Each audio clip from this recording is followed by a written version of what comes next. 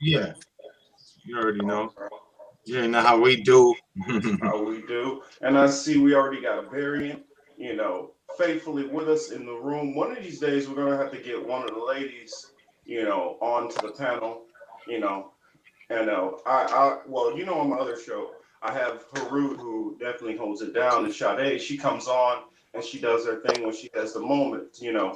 But I definitely would like to have a strong female voice to come through and be able to give a little extra flavor to things. So anybody out there who's thinking about getting interested in the conversation, anybody who any of my panelists also, if y'all have anybody who y'all got in mind, let me know.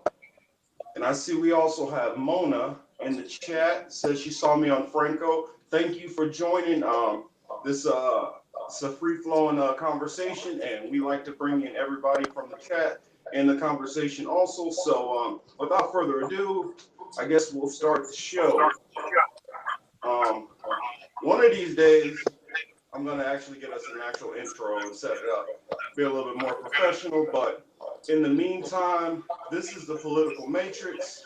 I am your host, Young Morpheus, and I am here with two of my hold me downs, my ride alongs, Mr. Cy Lawson, and down below, Mr. Blue Maverick Emmanuel. And today we have joining us Mr. Frederick Bishop. Thank you for joining us, Frederick. How are you doing, sir? I'm doing fine, and it's a privilege to be here. And I have to give the credit to Emmanuel, aka the Blue Maverick. He's a great friend. He's a coworker of mine, and he talked me into this. So I'm excited to be here. I'm glad to have you, and thank you, Emmanuel, for extending the outreach to having the brother on here. We love to have people who average, average people's voices instead of spending a lot of time with people who think they're analysts. I feel like people who have lived experience always have a much better tale to tell about what's going on. So thank you for joining us, Frederick. Um, let's see. As you all seen, the title of the show. I'll probably know I'll muck it up a little bit, but I think I said MLK, COVID, and the mall is closed. And so, of course, you all know that they have shut down the mall and they have shut down other locations across the 50 states. And the reason why is there are fears of violence that might come at the inauguration because many Trump supporters have voiced strong concerns that they feel this is illegitimate and sorry, and the election has been stolen from President Trump. So that's their feelings, whether it's justified or not. That is their point of view. We'll get into that a little bit later because I know that conversation can go a bunch of different places, and we will keep the powder dry for that. But first off, I wanted to first story I'll start off with is here locally here in California in LA County, we have just went over 1 million cases of COVID. So I guess I will leave it there, and then I will open up the floor. I'll start with Emmanuel.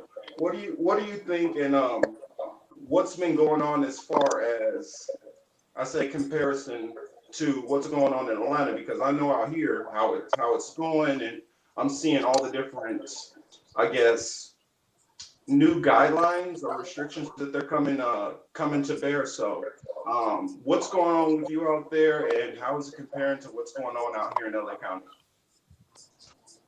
Okay.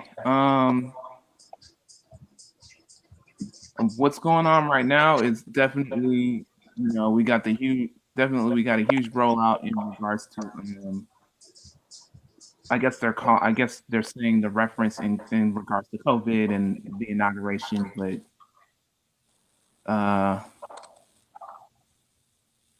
but I know it in reality it's just to keep people locked up and sequestered and squared away while they impose uh, more censorship, more restrictions, more guidelines.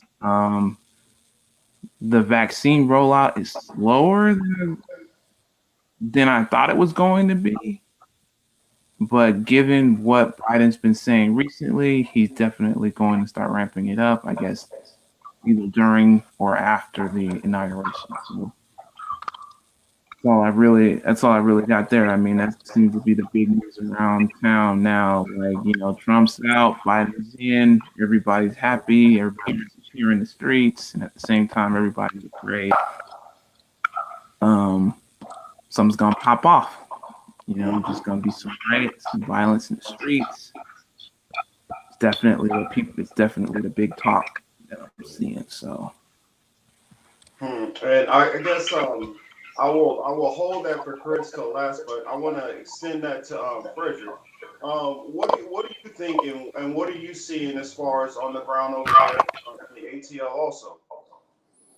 Well, what I have been seeing, especially online on social media, is that particularly here in Atlanta, I believe there is a sense of apathy in regards to the coronavirus because I see it all over Instagram or you see it on Twitter.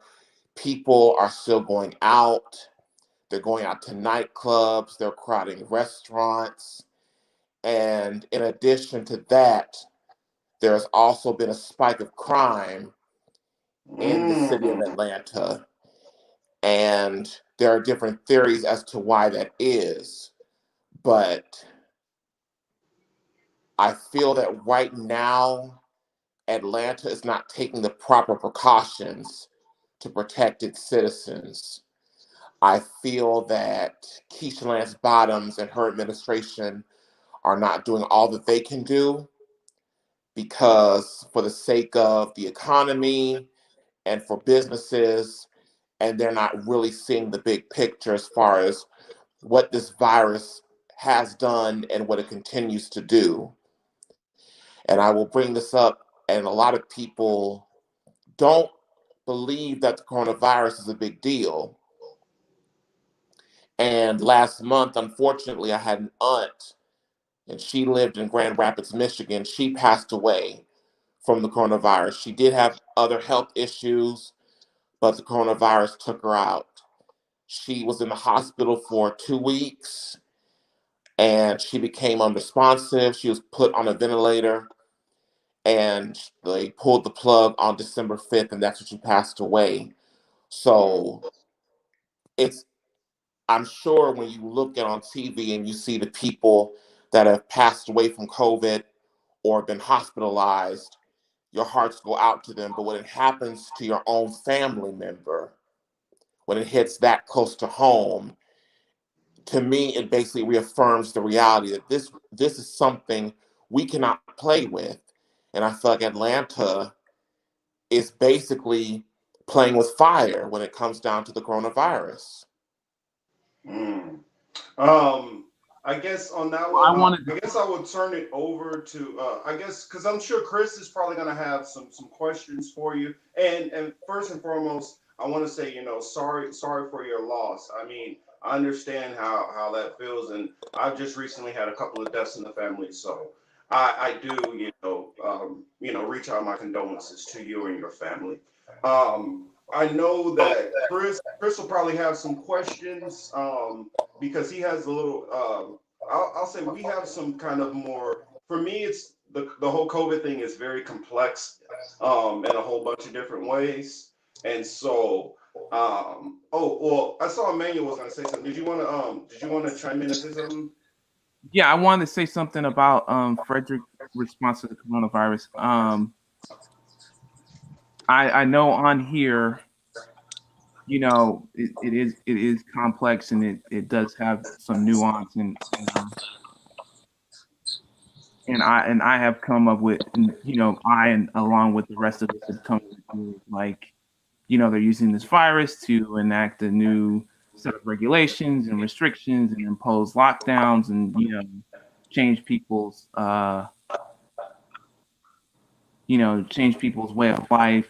Of course, we talked about like the concept of the Great Reset and all of that. But someone I wanted to bring this up because it happened just this past week. A man that I helped get a pardon for out of prison. Right? You know, he was on his way out he was about to leave prison in March. He caught COVID, and there's a whole bunch of stuff wrong with them, and that could easily turn bad in a minute. So I understand Frederick's loss. I mean, to put in all that time and work to get the man that pardon, only for him to turn around and like be within like 2 months of leaving, he's gonna turn COVID. So just want to bring that up. I understand the intensity of the loss. I think he's the closest one I've known so far that's caught it, and there's a good chance he might die from it. So that's it. That's all I really had to say on that regard. Chris can go. Go ahead, Chris. What's going on, everybody? Hope everybody's good. Been a long week. As usual, just worked, didn't do much else. There's a lot of stuff going on in the news, right? A whole lot. I guess sticking with the COVID narrative, I did see two items this week that did, of course, catch my eye when I saw Cuomo sit there and say that restaurants and businesses need to reopen. You can't stay closed forever. That sentiment was also echoed by Lori Lightfoot in Chicago, but hers was a little more funny to me because she said, we need to open up restaurants immediately so people can stop congregating in their house. So,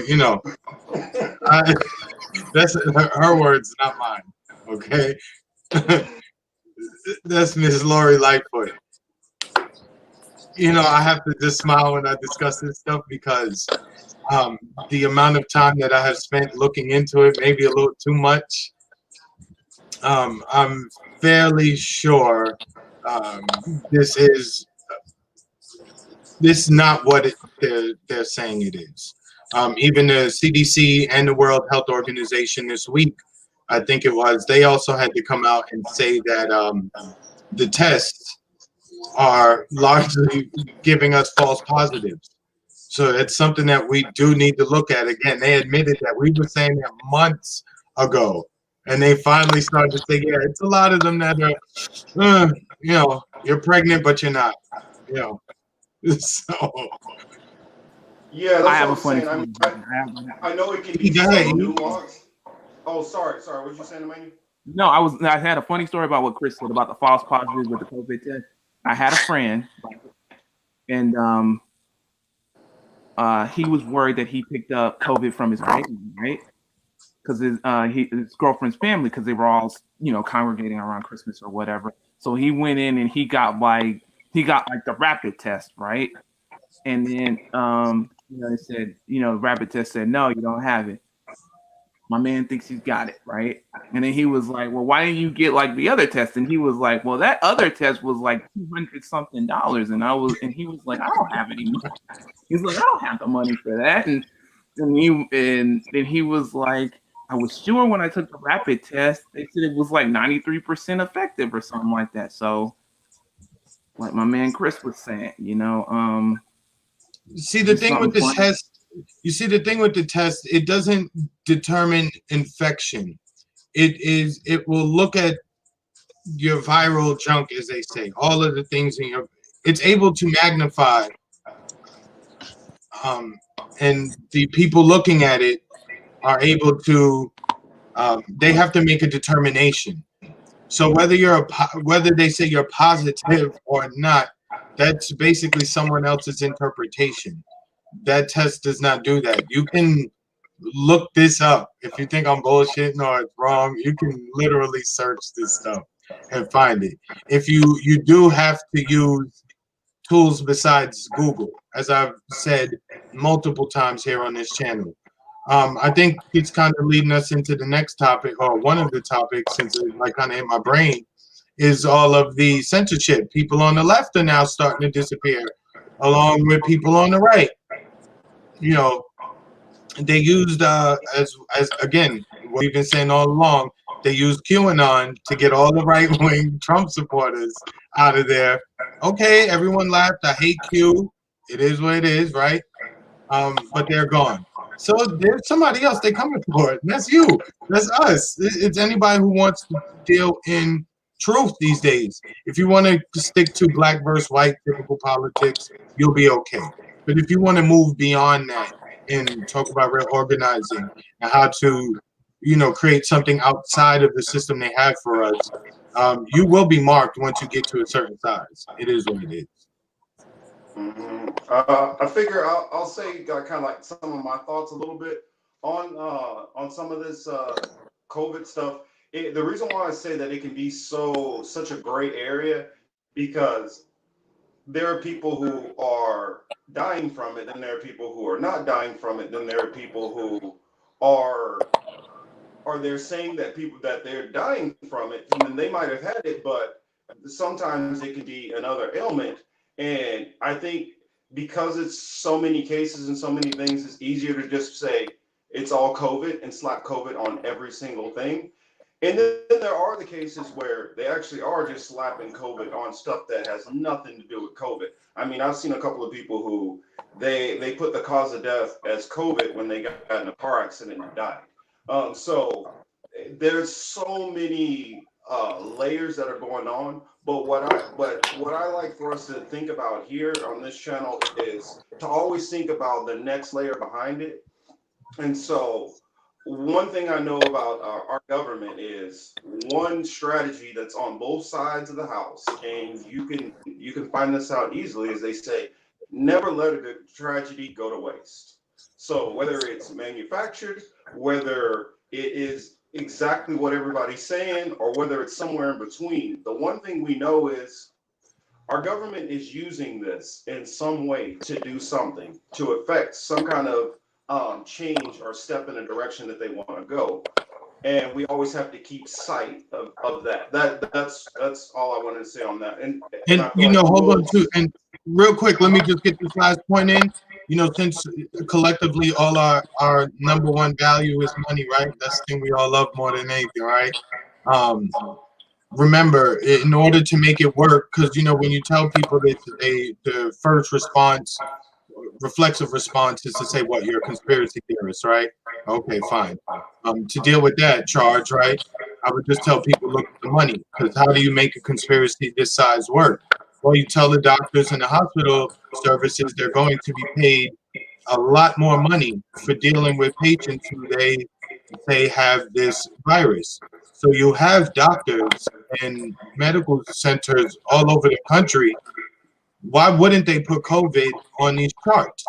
If you know you're going to get thousands of dollars more for the use of a ventilator and just for treating these patients, that's a lot of money.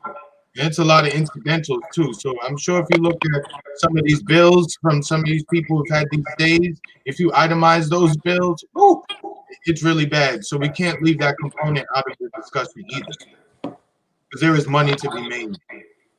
well, and the other factor of the hours that these people are working. The more hours you total in, the more mistakes happen. So I'm not saying mistakes as in, oh, well, we should just not care that somebody lost a loved one because hospitals are negligent, or some of them are just outright committing fraud. Um, but that's it. I guess can I'll throw it back to Frederick and see if he wanted to add a little something before we move on to the next subject. I will say this, as far as what's been going on in the government in regards to the coronavirus, a lot of people feel and have felt and will always feel that the sanctions that have been put on the citizens are a lack, or it's a violation, I should say, of their freedom and liberty. Like the mask mandates, for instance, is a prime example that people bring up. And then the vaccines, which I hope we do get into tonight, because I wanted to correlate something with the vaccines. And I know that Joe Biden has promised massive vaccine distribution. And a lot of people think it's a setup for something greater, as you all mentioned, but we'll definitely see what happens. But I have more to say about that as we go on through this video.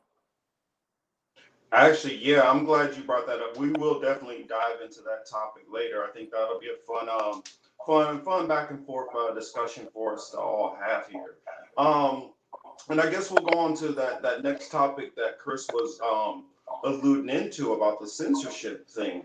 I have warned people for a long time that you got to be careful with censorship, and you got to be careful even when it's people you despise and you can't stand what they're saying. A lot of times when that person is allowed to be censored, it opens up avenues for you to be censored also, especially when you're much smaller than that person, because it gives the argument, if we're able to take this person and censor them, then we're showing that we'll do small and low. So it's not just getting rid of all these smaller content creators or whatever. We're just being fair across the board, and that opens up that argument. And if you go back to what is his name? I know I always mess up his last name, so I'll just say the first name. His name was Milo something. And used to go to a lot of yes, him. I'm not even going to try to say it, but he would go to college campuses, and a lot of the college campuses, when they started a whole lot of the cancel culture, would protest and reject them, and a lot of comedians started having that same issue. And then what you started to have is when him and other right wingers who I completely despise, when they start getting censored, what happened on the backside, because on the left, a lot of us independent content creators or just independent thinkers in general, since we're smaller and we don't have I guess, a national media presence, we don't have an umbrella to hide on as much so as Republicans do. Because if you take down all of those smaller content creators, then you have to go after the larger places like Fox or Newsmax or any of those other more right wing publications. And so, since we don't have that, it opens us up to a much harsher censorship. And we already see that through, well, I see it directly through my own algorithms. I can literally have one video that has 300 views. I have another video that has like 5,000 views. And then I have another one that has 4 views. That's obviously censorship. So, and especially I have people that say, I didn't even know you were still doing videos. And I might have released 8 videos in that time. So I know the censorship is real. That said, Can I please say something? I'll turn it over to Frederick. I just have to say what we saw happen with Trump's Twitter account being suspended permanently. As much as I abhorred what he stood for me, I looked at it as this is a direct violation of the First Amendment. There's a constitutional violation. Whether or not you believe what Trump is saying, he had the right to speak what he felt in public. Mm-hmm. That was what the Constitution, as far as the freedom of speech, was put in place for. So we wouldn't have to go through this. And the fact that now you have people on the left who are being censored, it just goes to show, as my mother always says, even swap ain't no swindle. So for me, it's a violation of freedom of speech. And it's so frustrating sometimes because I value freedom of speech, but I also do not believe in the freedom of consequences, because there's consequences to everything that you say, whether they're good or bad. But I feel like suspending people's Twitter accounts and basically blocking them to have access to an audience is not the right decision to make. Yeah, I completely agree. Completely agree. And I guess one thing that I'll say before I guess I turn over to Emmanuel Chris is I remember being active duty and like being gun ho when I was in the military.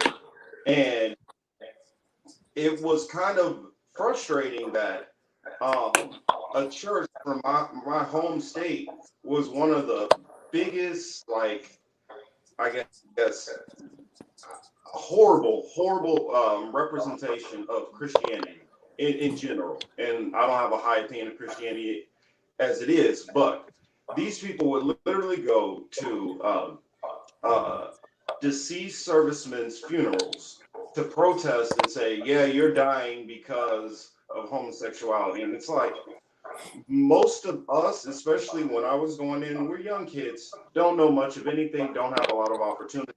And so we'll go to the military for college money or to try to get some skills or training, see the world, whatever, a multitude of reasons. And especially even when I went in, it wasn't a time where we were like really actively fighting anybody. So a lot of people are kind of going in a sense of peacetime. And so to insinuate that we're going around killing everybody at that time, to me was like extremely offensive. And I admit in my own personal heart it's wrong, but I wanted to put hands on those people. But they do have the right to say whatever they want to say. Um, I guess Chris, what would you say?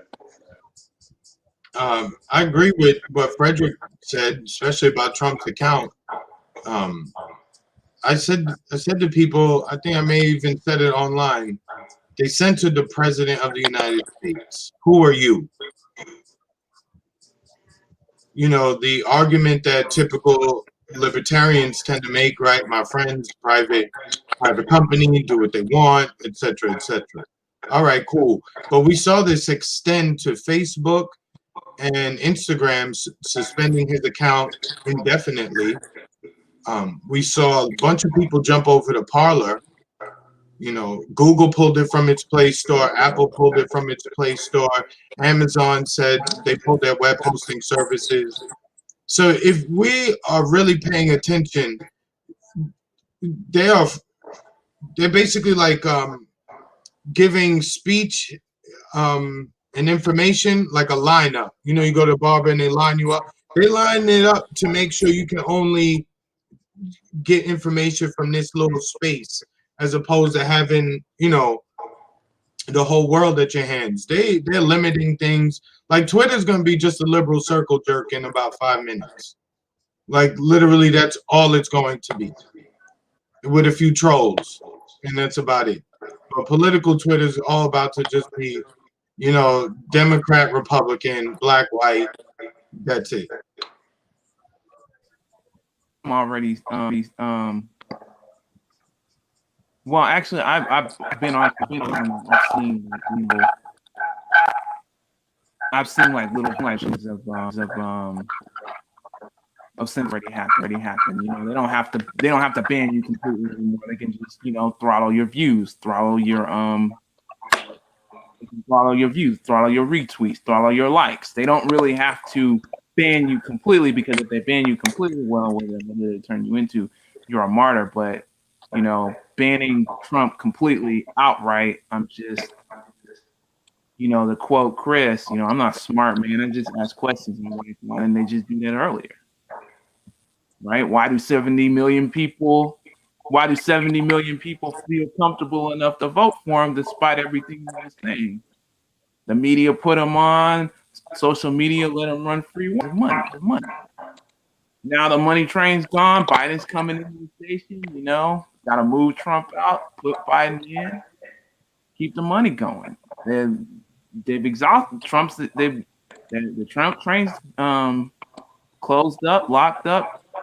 You know, put it out the pasture. We're done, right? I mean, they're gonna, you know, it's gonna go in the pile with Russia. Yeah, I was like, it was good. It was good. We ran it was good. We ran a little narrative. We ran a little screen. You know, Trump's evil and everything. Well, now we got rid of Trump, and now Biden's gonna come in and make everything better. I see the narrative, and then even with Biden's narrative, you know, he promised this, promised that. He's already walking back his promises. He hasn't even put his hand on the Bible yet. He hasn't even been inaugurated yet. The grift had already started. And every, you know, you see to see the various arguments, and you ask the bigger question, right? Like everybody's fighting between like, let's give a perfect example. Everybody's fighting between like $1,400 versus $2,000, and I'm like, you do realize that you need more than that to survive being kicked out of your home, or to survive paying for, or any of the or AOC backing the re-education, want to re-educate white supremacists, I'm like, Yo, that wasn't even what Variant just put up. Wasn't even the wildest part of what he said. That was like the easy part. This guy was talking about throwing Molotov cocktails at people. Like, I mean, you're saying that Trump supporters are wild, violent, and you from PBS. You from the station that runs Sesame Street and shit, right? Like, after Big Bird, you want to go set somebody on fire. Make it make sense. Well, see, what I worry about with that, especially being a very I guess I don't like the word religious. I guess I'll say a person of strong faith and conviction. For me, what that says is we take care of the well, it's these racist Trump supporters. Don't worry, we're just going after the racists. Well, what's another thing Trump supporters are tied to? Evangelicals. Now, what that will extend to them, and then it'll extend past them to anybody else because I don't agree with evangelicals. I think that they have a completely misunderstood concept of the Bible in almost every single way. And so I don't agree with these people. They take one or two things that they're able to figure out, and then they hammer those home because it fits towards certain prejudices that they already have. I don't agree with these people, but I know where that leads to next. It leads to me and my black ass being off the airs also. And I already know that a lot of things which I've said just about certain politicians in general, just calling them out on just their behavior or donations that they've received or just affiliations they have with certain companies or people. I've gotten in trouble. I've gotten myself kicked off Twitter for a little bit of time also. So I know how easy it is to say one little thing. You could say something like, you know what? I hope all of you all rot in prison and die. Would you have any power over putting any of these people in jail? No, you have absolutely no power over it. You have no power over if they did go to jail and if they actually died. But yet, that's considered a threat when you have no power to do anything. This is how ridiculous it's going to get, and they open up these wide lanes like this so that they can censor you when you start getting onto a pathway or onto a certain issue that they don't want to talk about. What you got up there, Chris? it looks like it's about the Trump ratification. What PBS News said about the Trump re-education camps, and I'm just like, I think that has two parts. Like, number one, Biden's trying to make peace with the Republican Party. Like, on one hand, he's like, okay, what Trump did, but on the other hand, there are some good Republicans. We need the Republican Party. We need them. So any way we can work with them, and I'm just like, oh God, it's just gonna be another run again, because Obama rolling with the exact same thing. Hey, hold on a second, man. Hey, can we all mute real quick? We're echoing a little bit. He's echoing. Okay. Yeah, I hear the echo on the manual side. But this is the article that I was referring to. You can see Michael Beller from PBS said, What are you going to do if Biden and the Democrats don't win? Go to the White House and throw Molotov cocktails. Like, you know, this is the side saying that they're so scared that the other side is so violent and messed up, right? So we have to be very mindful of who exactly these people are. My thing is not to join any of them. Like, we'd be fools to continue playing in their, we continue playing their game. Go on ahead, Emmanuel. No, hearing me echo. I wanted to go. I wanted to go later, but am I echoing now? Can you hear me? Not right now. I hear you fine now. Okay. Wait, what was I saying about I was saying about Biden. I mean, Biden's already trying. Biden's already trying to wreck the Republican. He's trying to reconcile.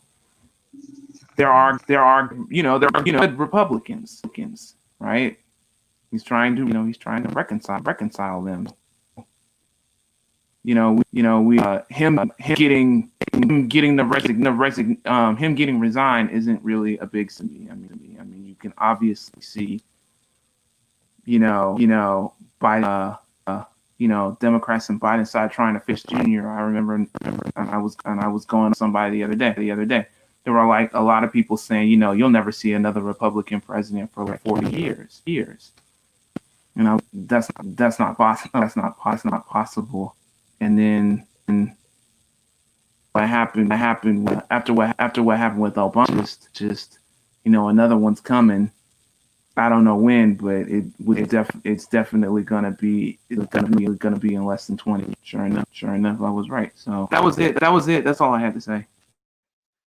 What are your thoughts, Frederick? Well, I want to go back to what Emmanuel just said about how Joe Biden is basically trying to unify both parties. And I remember when President Obama first took office, and 2 years in, Republicans took over Congress. And their primary goal was to make sure that President Obama failed in every possible way. That was their primary objective. Then, as far as Republicans are concerned, what we have seen recently, right after Ruth Bader Ginsburg passed away, they nominate and confirm Amy Coney Barrett to the Supreme Court.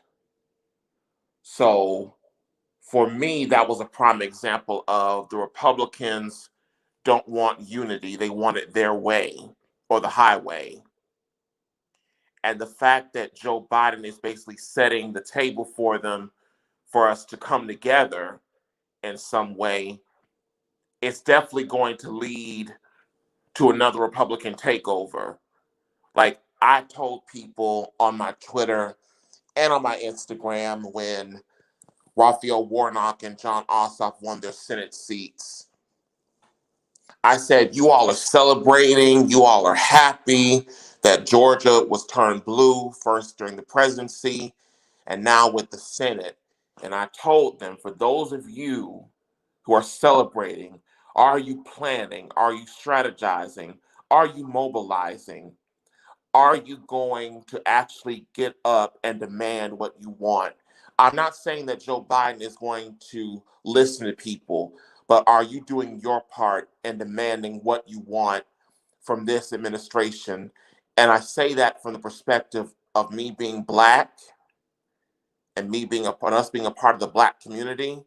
We have to demand what we want, because if we sit idly by, Joe Biden and his administration are poised to give us little to nothing that we need, and little to nothing of what we need for what we want. And to me, I see the Republicans coming back with a vengeance. Well, let me get in on that real quick, fellas. As far as the Republicans coming back, we got to keep in mind, too, that while they do hate the Republican voters do dislike Democrats, you also have to remember Trump has a huge ton of loyal support, and they are not stupid enough to discount the betrayal that they would say was done to Trump by fellow Republicans. So the Republican Party is going to have an issue with these huge amount of Trump supporters going forward, not backing these establishment like candidates. But we'll see. Most of them will probably end up voting Republican anyway. If it comes down to it, they'll stay loyal, just like how the Democrats on their side stay loyal. But Biden just represents the last of the theater. Like I always say on this channel here, Biden needed to be there to make this transition from what we call the American government to a larger one world government. I even hate saying that because it sounds funny, but you can just look at where all the policy is being dictated from, even from down in Georgia where you guys are, to California to where Marcus is, Florida where I'm at, and everybody else. The laws and rules and everything we moving under haven't come from your local government, from your state government, from from the feds. They're all coming from World Health Institution, CDC, the UN. It's all these bigger and big business now. They're getting more involved. I've seen articles of all these CEOs saying, the world needs to listen to us. So Biden will just be the empty vessel for them to get their shit done. And Well, the Bernie Republicans Sanders, will largely go along with it too.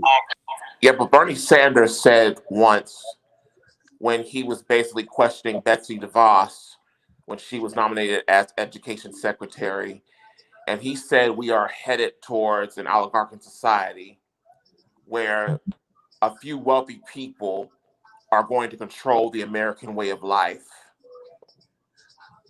Down to what you eat. It's not a coincidence that the news came out that Bill Gates now owns the most farmland in the country, right? Just think about that. Okay, we're having a food crisis right now. All right, you're a tech guy. You would think you could call a couple agricultural people from your foundation, et cetera, et cetera. You can get shit going, right? You can start putting stuff in the ground and producing food, but you're not. What are you doing? On the other side of things, you're pushing your GMO food, your lab grown meat, Beyond Meat. So you can see what they're doing. They're going to hold that land. They're not going to let you use that land for the purpose it's supposed to be used for. But you need to go by their microwave shit. Like, we got issues coming out, kid. I want to bring up I want to know what happened with Gates and buying up the farmland, and then from Marcus's article, Millennia. Ooh, I butchered her name probably. A massive vaccine. What would this say? Grit. At the end of the day, I think the mask is starting to slip off, especially with the article basically calling CEOs the fourth branch of the government, right? They open CEOs of the fourth branch. Yeah, Emmanuel, you want to leave and come back? Because I hear you twice. All right. Yeah, Frederick, you want to step in? Okay, I'm back. I had to. All right. I thought it was something on mine. That's why I muted my microphone. Mm-hmm. But I will say this, as far as I think we were discussing, Emmanuel was just about to discuss the vaccine rollout. And I know that Melinda Gates recently said there is no excuse on how slow the vaccine distribution is going. And I will say this personally, I know where I live, in the small city that I live in on the south side of Atlanta, we have health clinics and they're giving out free COVID testing. I took advantage of the COVID testing. I was tested negative. My mother has been tested negative. Well, she actually went to the hospital and she was tested and she was negative. But as far as the vaccine is concerned, Emmanuel, Am I echoing? Can anyone hear me clearly? Okay.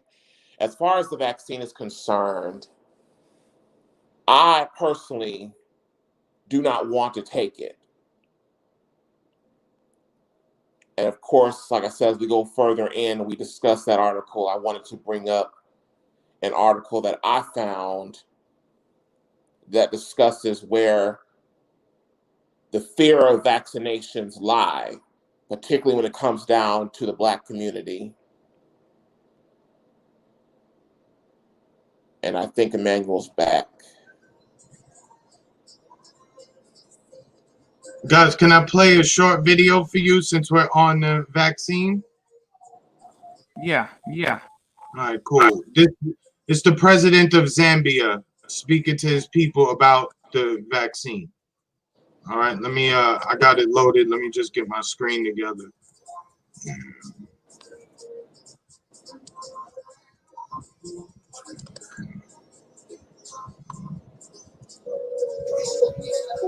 Zambia must not inject any vaccine in any Zambian body before strenuous verification and validation is done to this vaccine. No injection should be inserted into a body of any Zambian. We must declare that the vaccine is unsafe until it is scientifically proved by the Americans, like I said. So let me run it back real quick. Hold on, listen. Clear that the vaccine is unsafe until it is scientifically proved to be safe. Not by the Americans, like I said, not by the Russians, not by the Europeans, but declared safe by our own scientists and our own doctors. I heard somebody say, where are we going to get scientists and doctors? Well, if you can't verify what is given to you by your own people, then I suggest that you don't get involved in touching things that are made by others, because then you can be poisoned and we can all die like fools, like Martin Luther King Jr. said. If we are ignorant and we don't want to verify what we eat and what we inject in our bodies or ingest in our bodies, then I think that we do not have the sovereignty and we are not a state. We are now called a banana republic. But I believe that we have got some of the most educated scientists in this country and doctors who must be trusted to dissect the constitution of this vaccine and ensure that it is right and fit for our people. We may be poor, but we are not stupid. We can read when they write on the vaccine that this is not for distribution in the United States, and this cannot be used in the European Union. This injection cannot, this vaccine cannot be used in Europe. They're even telling you that this is not for us because they've got some other substandard stuff that they make for us. How do you know the injection that was given to President Biden is the same vaccine that is coming here? You didn't check it when they put it on him. You have not compared that vaccine to the vaccine you have received. You can watch it on CNN and say, even President Biden got a dosage of it. Are you sure? Did you see it? Did you get the drop and analyze it, that it's the same drop getting into an African's body? I think that we need to be more responsible. And our salvation outside God would be by responsible governments on the continent of Africa. Corrupt governments, those who are just looking for money from the West, are going to kill their people like fools. We shall die like fools if we have a government which is corrupt and is only waiting to be given money by the international community. We should never accept everything that comes to us without verifying it ourselves. So I shall not debate myself our reservations on the privileged information that we hold about the coming vaccine. I think I shall leave that out. I shall not deal with it.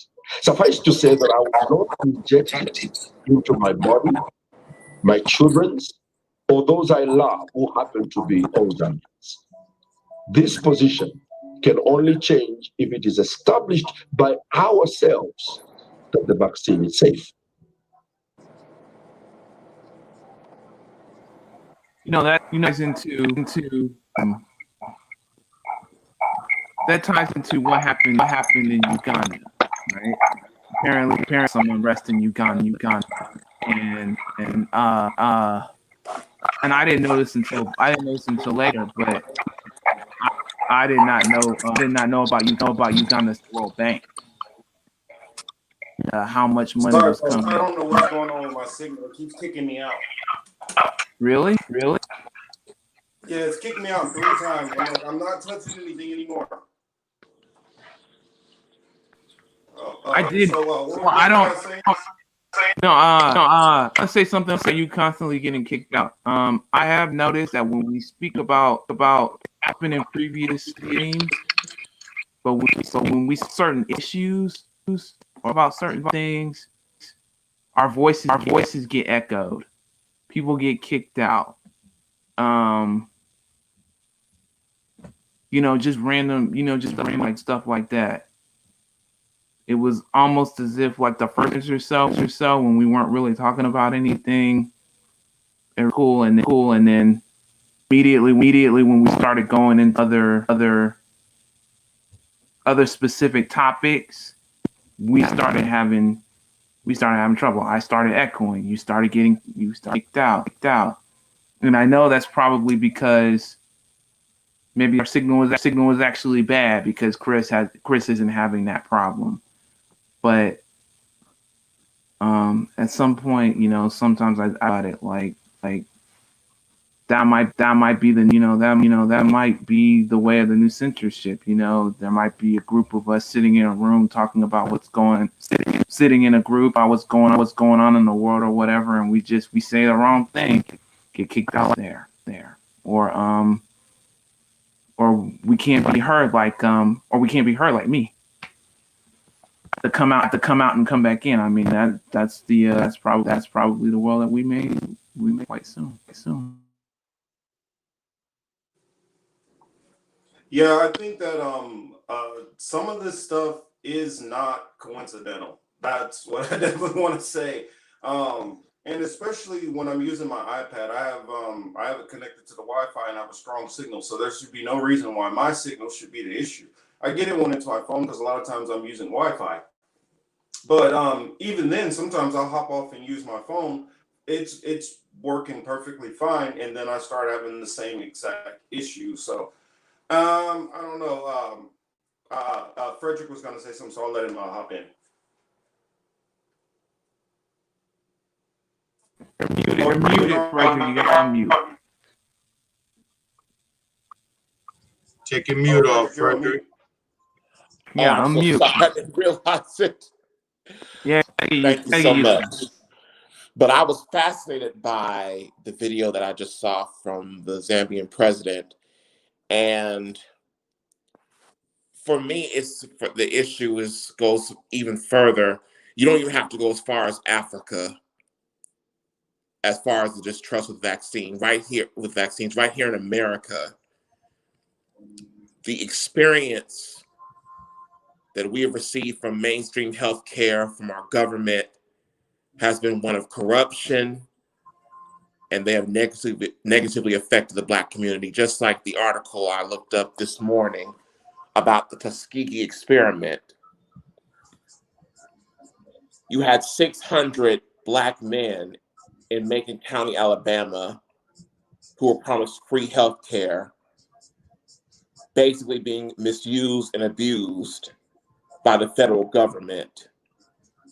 Hundreds of men that were not even infected with syphilis or not have syphilis at all were basically infected with syphilis. And I saw a video of Bill Clinton back around 97 where the U.S. made a formal apology for the effects of the Tuskegee experiment.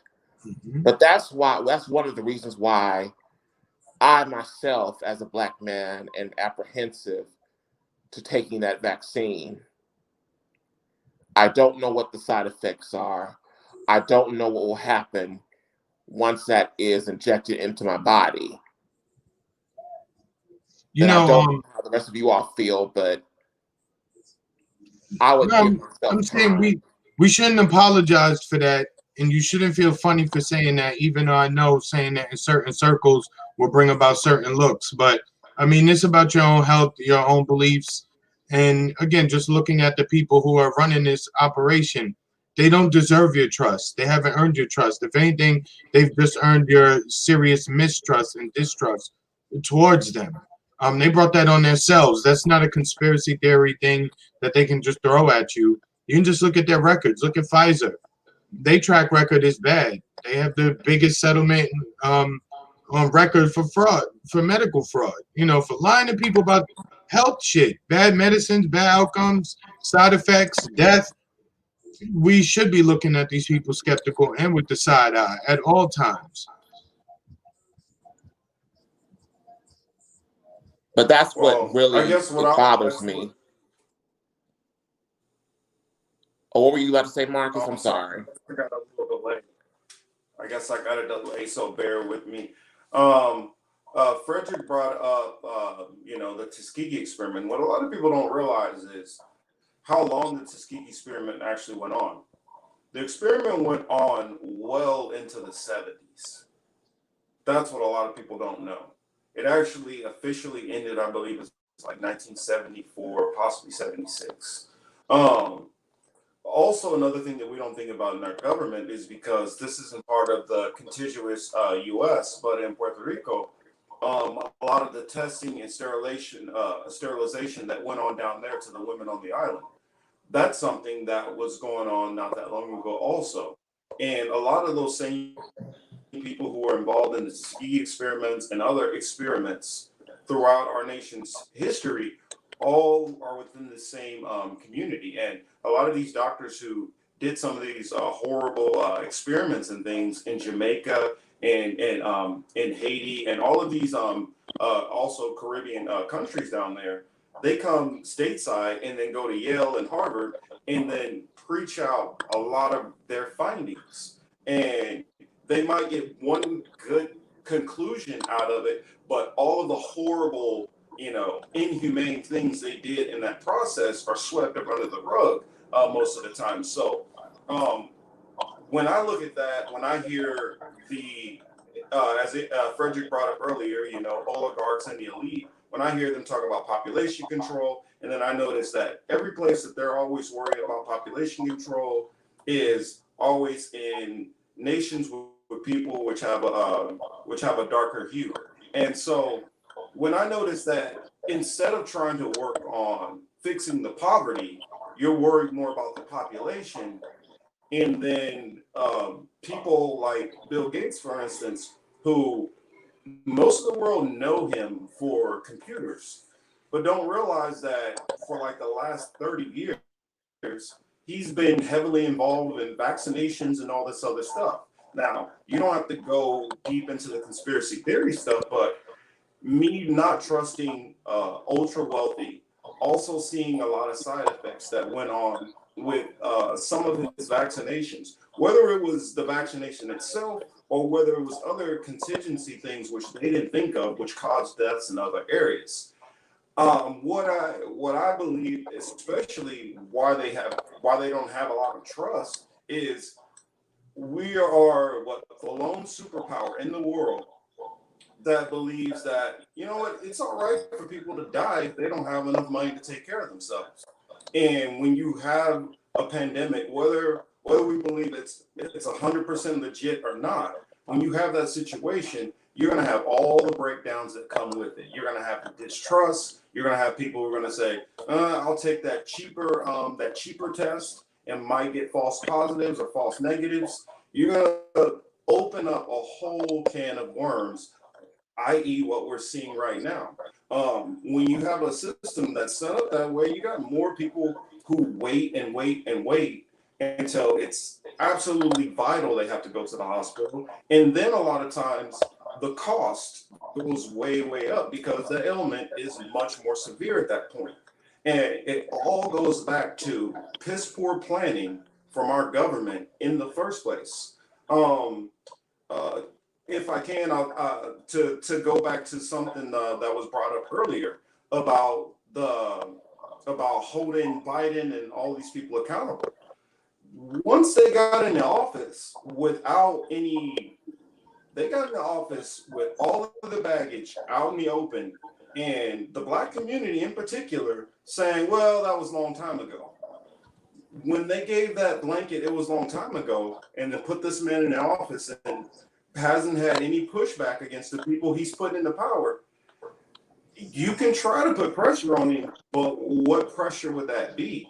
Calling him a bunch, he can ignore those phone calls. Letters, he's not going to see any of that. Protests, he's just going to sit in the motorcade and ride past them. So at this point, it's kind of like, I look at most of the Black community as, you're only going to get what he decides to give because you gave away all of your leverage already and got nothing for it, just because most of the Black community just focused on Trump as being like some kind of cyclops evil monster that nobody's ever seen, the worst of the worst, and they focused so hardcore on that they didn't focus on getting anything else. And so that exactly, and that's what I put on, and that's what I put on my Twitter account one day. They were so preoccupied with getting Trump out, they did not stop to think, what will a Biden presidency look like? And I, for one, will say this. I did not vote for Joe Biden. I definitely didn't vote for Donald Trump. I voted third party for the first time in my life because I said to myself, Joe Biden, in addition to Donald Trump, has not done anything to deserve my vote. From what he stood for in his policies. Back in the 70s, he was against integration with busing. He was the primary architect of the 1994 crime bill, which Bill Clinton ended up passing anyway. But for me, Joe Biden's record doesn't reflect a pro-Black president. Trump did not reflect a pro-Black president, although he preached it so many times of, look at what I've done for the Black community. But honestly, people were so preoccupied with getting Trump out. I gotta challenge you there. The thing is, since we've never had a pro-Black president, what is expected of a pro-Black president is so low. Biden, I mean, when Obama was in, Obama ignored Flint. Obama ignored a lot of the poverty issues that happened. When the recession hit, it affected our communities harder than everybody else, and he didn't deal with that. Black Lives Matter, the organization in its early beginnings started under Obama because we weren't getting a response, to the police brutality.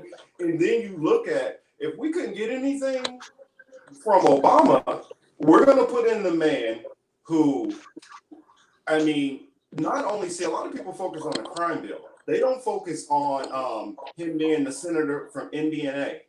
With a lot of those credit card bills and things which he did and bankruptcy issues, that affected our community also in all kind of ways. And I don't think most of the Black community has taken into the totality that almost every bill that has been negative for our community over almost the last 50 years, Joe Robinette Biden's name has been right in the middle of every single one of them.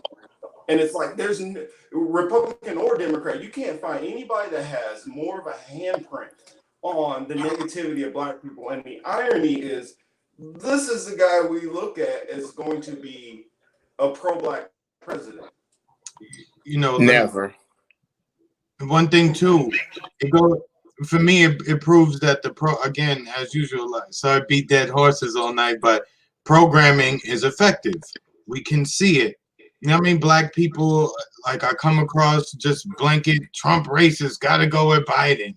Like, no thought, no hesitancy, just boom.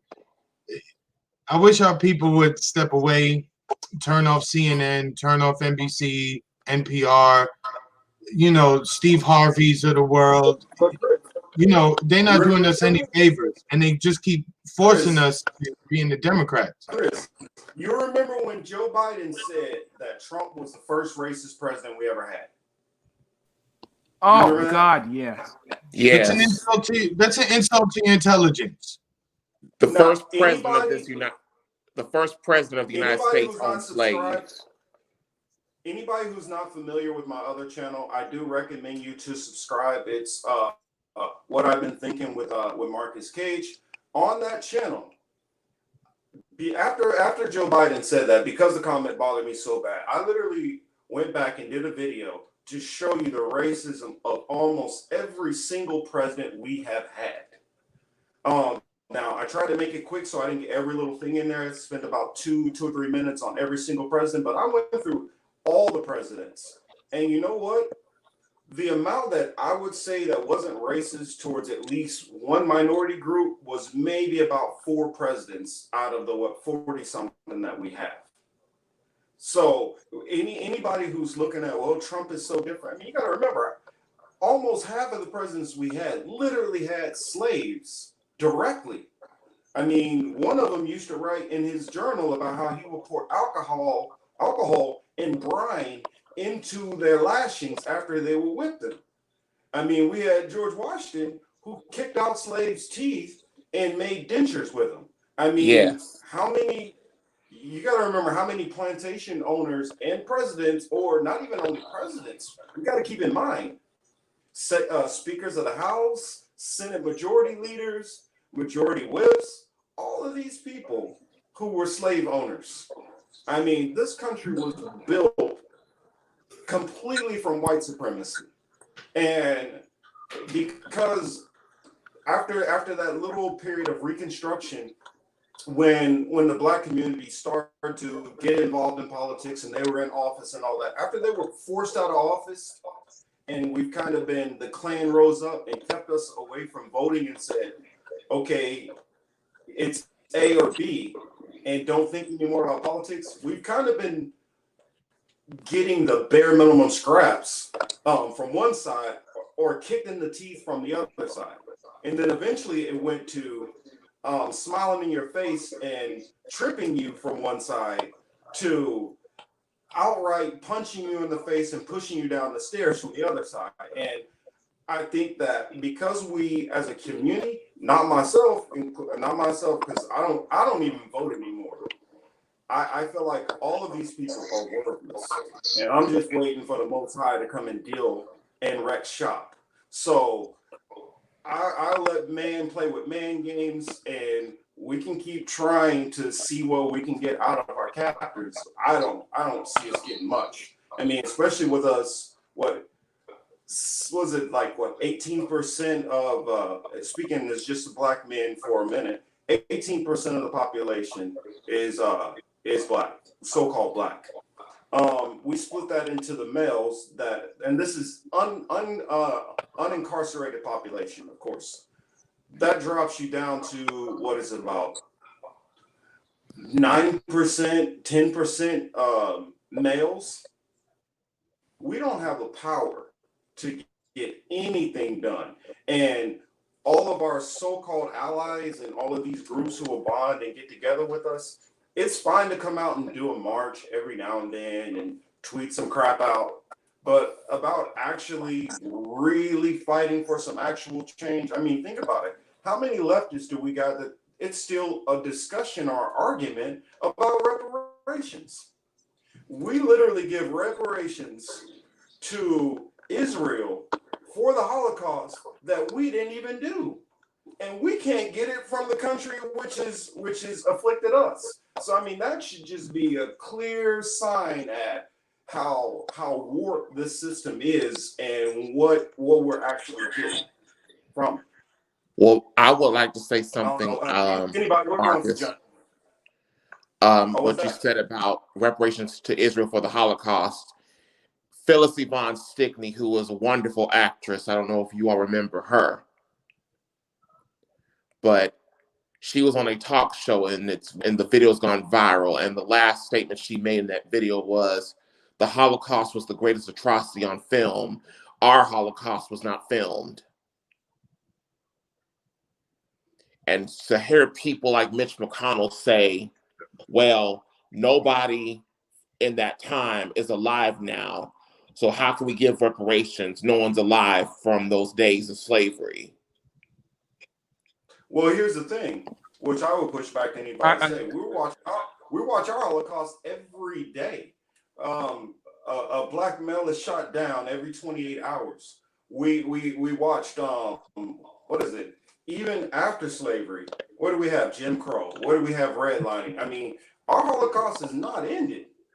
Our Holocaust is continuing. They had what, 7 years of Holocaust. We did like 500. I mean, and I mean, do we want to really compare the body count? I mean, I'm a grandchild of people who grew up in the aftermath of Tulsa, only a handful of years right after it happened, having parents who lived through seeing that stuff. And what a lot of people don't realize is they know about Tulsa, they know about Axe Handle Sunday in Jacksonville, Florida, but they don't know that there's an incident like that. Well, you got Rosewood that happened down in Florida. You literally have an incident like that happened in every black community across the country, except for maybe like Baltimore, Atlanta, and like a couple of other places. But everywhere else, we've been like just completely wrecked. Well, I mean, and New York has some areas which were kind of left alone. But you go through like where I grew up, Kansas City. Kansas City was considered on the same grounds with New York and Chicago. You look at it now. You look at Detroit. You look, all of our areas were completely obliterated and ignored. And you look at, I mean, I could go a whole bunch of different ways with the Holocaust, but I won't go too deep. I mean, one thing I'll throw out one little jab though. It's kind of interesting that the number is 6 million Jews died in the Holocaust, when at the time there's only about 4 million Jews recorded alive in the world. So how do you have more Jews die than are recorded to actually be alive at the time? But we Marcus, always, I mean, think about it. You're asking the wrong questions, man. You're asking the wrong That's what I'm questions. saying. I'm not gonna go too far. I'm not gonna go too far tonight, but that's just one you thing asking that you got to ask those questions. You know, different. we don't You got to ask them talk different. about what happened in the Congo.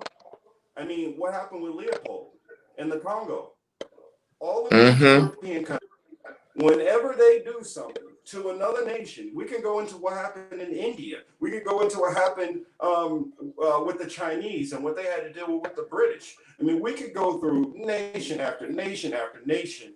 And the common thread you see is these are all people who descend from the Caucasus Mountains, whichever regional area they decide to dwell in, which have came to another region, another part of the earth, and carried on their same thing. And then now the people who, years after they've done most of their oppression and set the system after they've already got all their spoils, now they say, here's the set of rules that we're all going to play by. All right, everything's fair, go. And too many of our people are accepting that as, well, you know, that was a while ago. But as a whole, if we decided that that is not acceptable, and turn instead of a whole bunch of individuals complain about it, and then some people say, oh, well, we just kind of let this kind of go. It was a long time ago. That's the reason why we get nowhere. I mean, you could say that reparations for the Japanese was a long time ago. They got that in like 98. I mean, even the reparations for the Israelis, they got that in like 90 something also. I mean, and that's another thing. My thing is, that was not our country. The United States didn't go and round up Ashkenazis and throw them in camps and throw them in crematoriums. The United States was the person who came to save them, from what I understand from the story. So why do they feel that's justified to pay for, but we're not even going to pay for our own wrongs here at home? That's what I'm struggling with there. You have to understand that slavery, enslaved Africans built this country. Slavery is a part of the very fabric of what makes America. And with all the atrocities and the horrors that slavery brought, and how generations after were still affected by that, I don't believe we'll ever get reparations for it because we are still profiting off of the blood, sweat, and tears of enslaved Africans, Our even today in reparations 2021. I don't our know if anyone reparations only come at our own hands. Like if we don't separate ourselves and take care of ourselves, that's the only way reparations come in. If you expect it from the United States government or any other world body, you're not gonna get it. So that's where we are. Is that I'm not saying it's not deserved, but my thing with reparations too is if we're just gonna give people a whole bunch of cash and just tell them to continue to participate in the capitalist system, most of those people are gonna be broke and right back in the same situation they were before they got their check. So we have to be very mindful too of that. If there was a situation in which there was reparations, I would hope people would get together and try to build a system totally separate and apart from the system that we live under. But we know, I mean, it's kind of pie in the sky type shit, But that's the thing, Well, you people. already know where my mindset is. Oh, sorry, man. Go ahead. I was just saying that's what frustrated me with this whole fixation of we have to vote Biden, we have to vote for Biden. Biden, in my opinion, is incapable of giving, and Kamala Harris as well. And I hate to say that, but it's the truth. I believe they are both incapable of giving the Black community what we need to thrive. They're not going to help. They're not going to try to eliminate the racial wealth gap. They're not going to try to eliminate the racial wage gap. They're not going to try to give us economic justice. As far as social justice and what we're dealing with police brutality, they'll say, hey, let's reform the system. And my opinion is the system must be dismantled. This system was not built for us in the first place.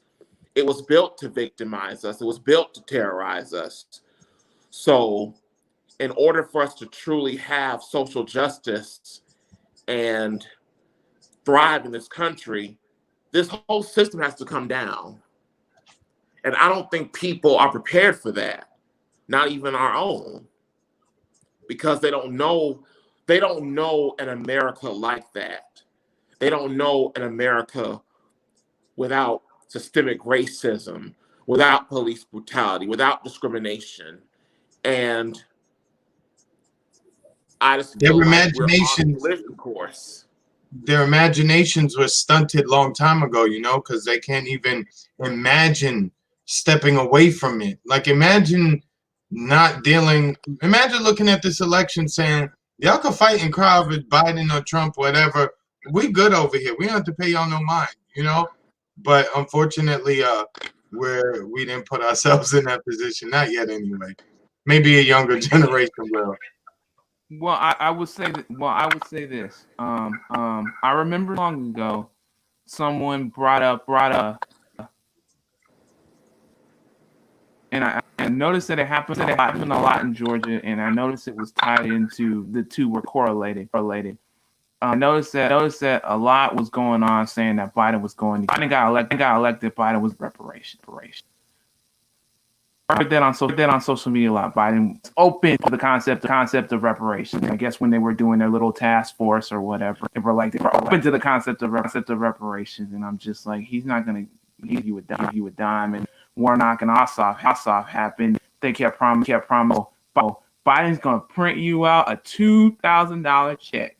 You elect the Senate, right? Well, after they got it, he's like, oh, wait, be 1,400 because you got 600 before. I'm the man you thought would give you reparations right there. Can't even give be straight about what knowledge that help you, and you supposed to expect reparations from. I remember that when he was when he won it lasted for like a good month or so. People.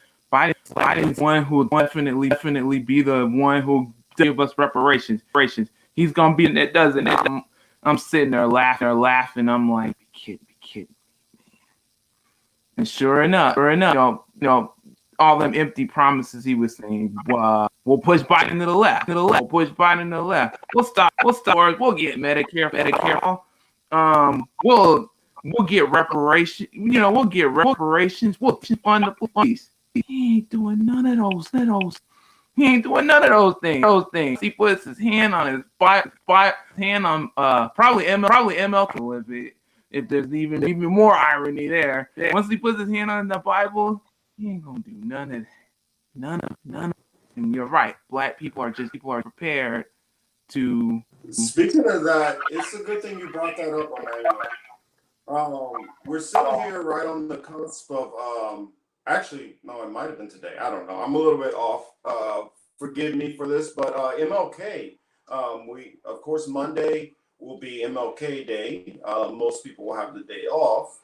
And actually, I'm thinking of I might go on ahead and do a live stream then. So anybody wants to join or whatever, just keep an eye out for that. MLK, couple of things that I wanted to talk about. Because for me, it's not as MLK's legacy is not as clear cut as it is for most other people, and it's kind of good that we're having this topic right now. I have two gentlemen from Georgia, where obviously he is a huge figure. So, gentlemen, do not want to choke me out too hardcore. Just hear out my point of view first. I feel that some of the things which I've learned about King that he was doing on as far as trying to get the movement going, some of it was not always on the up and up, and sometimes did conflict against Black communities. North Carolina, there's a story I know about with the bus company there in particular, that community had gotten together, and a lot of those Black families had got into business together, running their own bus companies. I believe that the white town next to them did not have buses, and so they were using the Black buses. When they wanted to do the busing protests, they literally had white buses come in to boycott them. And so that's, some of those little silly games in there that happen, I had issues with. The change which led to the iconic "I Have a Dream" speech. A lot of people don't know that original march was supposed to go to the Capitol building. They were going to try to get all the way to the floor and speak from there. And then if they were able to do that, then they were going to go to the White House steps and to finish that last leg protesting there also. But a man by the name of Bayard Rustin, who was tied in with a couple of the major civil rights organizations, if you will, at the time, kind of took a little smoother edge to that knife of that resistance movement and kind of turned it into a little bit of a butter knife. And so some of their speeches, and Bayard Rustin did write some of Martin Luther King's speeches, were the militancy was kind of softened. And some of the other speakers, some were not allowed to speak, and some, their speeches were literally written for them to give a more united, cohesive message. Kumbaya shit. Kumbaya, exactly. And so when he decided when he started noticing what's going on with the system and started getting more understood how things are working, he realized, man, I'm running my people into a burning building. And that's when that famous quote comes out a little bit later. I believe it's like 1968. It's like one of his last major quotes from prison, where he's talking about that the KKK clanner, as he said, is not our biggest fear. Our biggest fear is the moderate liberal, the one who says, hey, don't worry, we're going to get this passed for you. But then when they go to Congress, they do something completely different, and then come back around every election season and say, oh yeah, we care about the Black community, and sit in the Black church and do all their little fun and games and talk about I was a part of the civil rights movement and I wanted to go over there and get involved. And we fall for this every single election. It doesn't matter if it's a small term election all the way to presidential. Every election, we fall for the same song and dance. And Your Republicans are racist. Stay at home with the Democrats. He realized at the end what was going on, and when he started to pull away and his message started to get back more militant, more in line with the Stokely Carmichaels and the Malcolm X's. When that started to happen, that's when he gets killed. When he starts focusing on the economic ills in our community and trying to fix those things, that's when it becomes a problem. It's fine as long as he's talking about holding hands and let's just stop the racism and a bunch of vague things which don't come with legislation. And it's the same thing we have with Biden right now.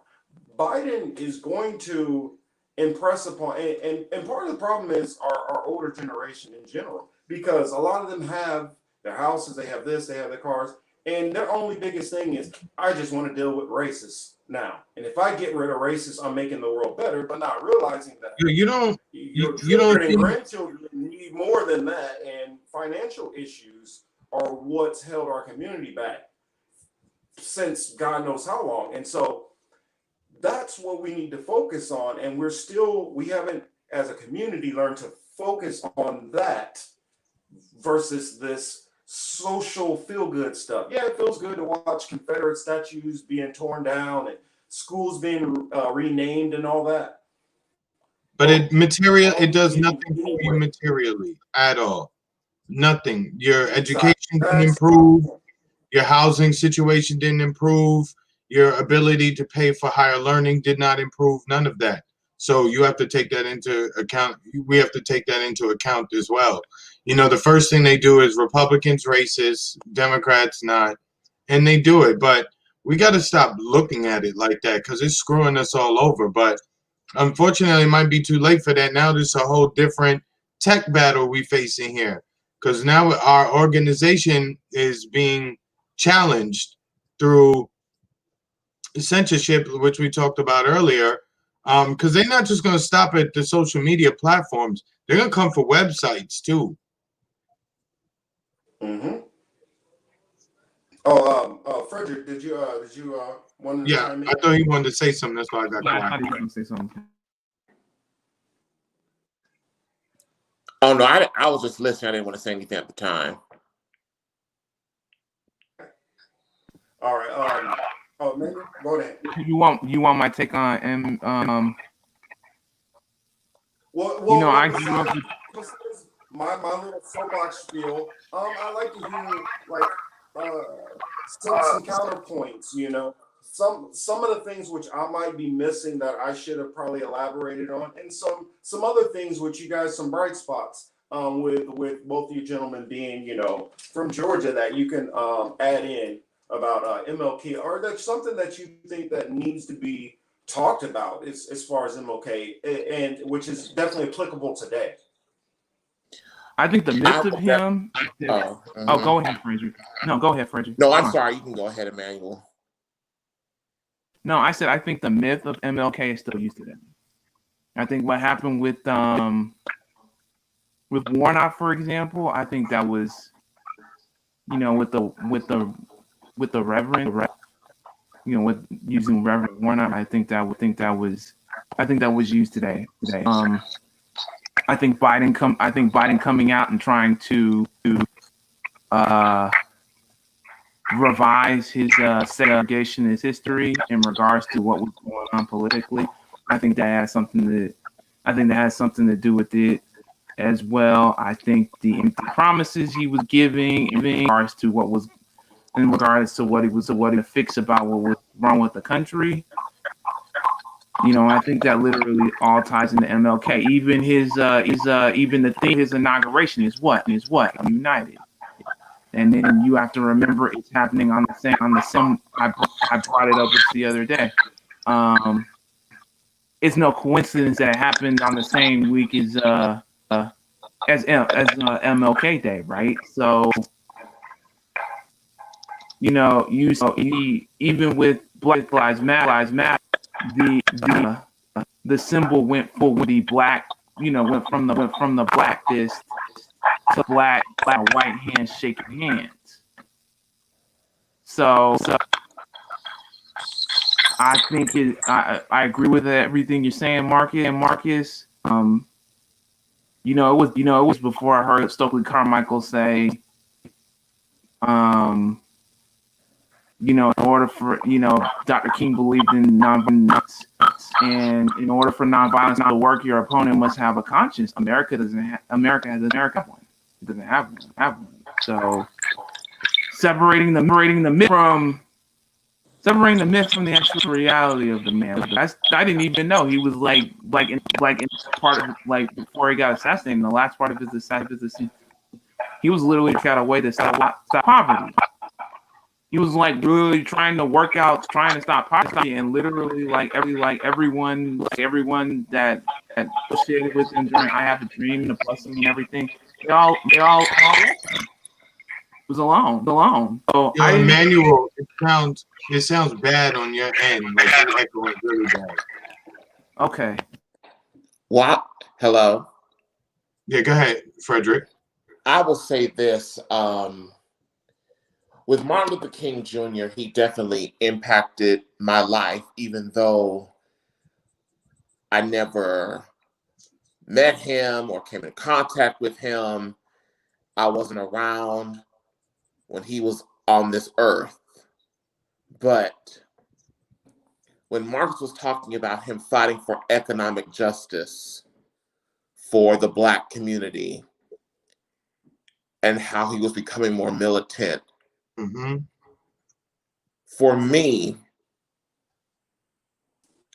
just like with the inauguration that's coming up, it would be an insult to Martin Luther King Jr.'s legacy if Joe Biden, of all people, would try to tie in his words, let's say in his inaugural speech, because Joe Biden and what he has stood for throughout the years he has been in government, Joe Biden has not stood for anything that Martin Luther King Jr. believed in.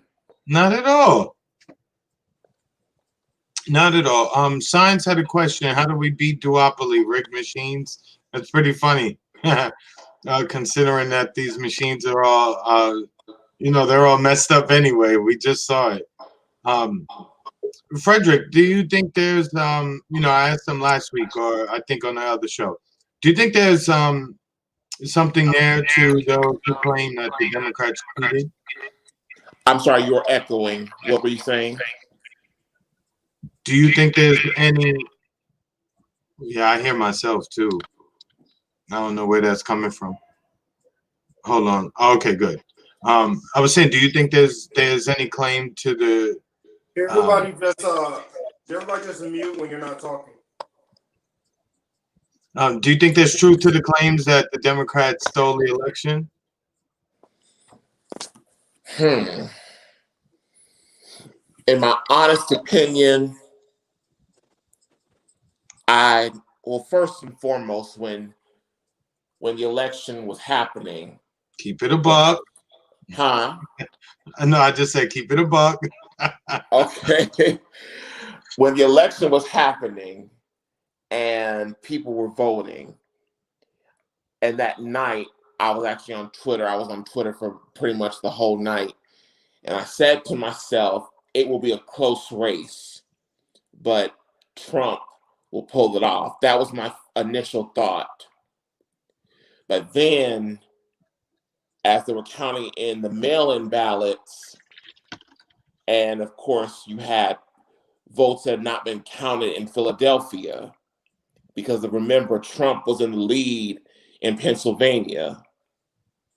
But then all of a sudden, they started to count the votes from Philadelphia, and it took Biden over the edge. Well, I don't want to think the votes were rigged, or the election was rigged. Aha! In a sense, it's like you had more people to vote for Joe Biden than Barack Obama. Let's talk about it. And for me, I'm just saying.